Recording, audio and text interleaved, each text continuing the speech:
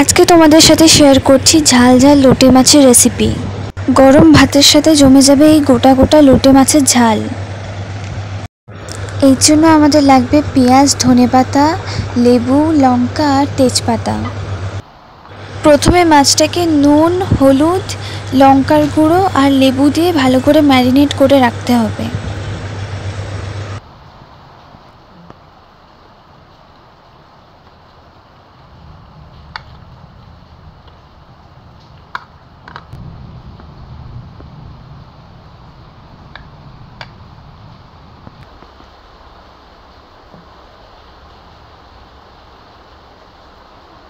তেল গরম হলে এতে চিনি, রসুন, তেজপাতা আর পেঁয়াজ দিয়ে ভালো করে নেড়ে নিতে হবে।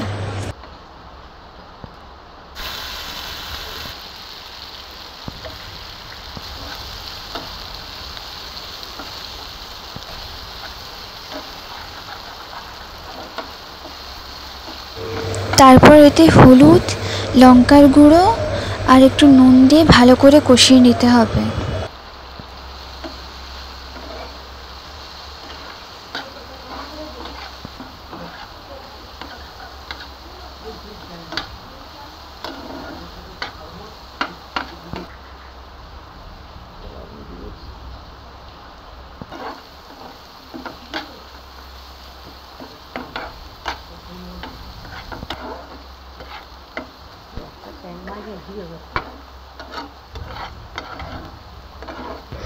এবার সেই ম্যারিনেট করে রাখা মাছগুলো দিয়ে একটু আলতো হাতে নাড়িয়ে ঢেকে রাখতে হবে কিছুক্ষণ।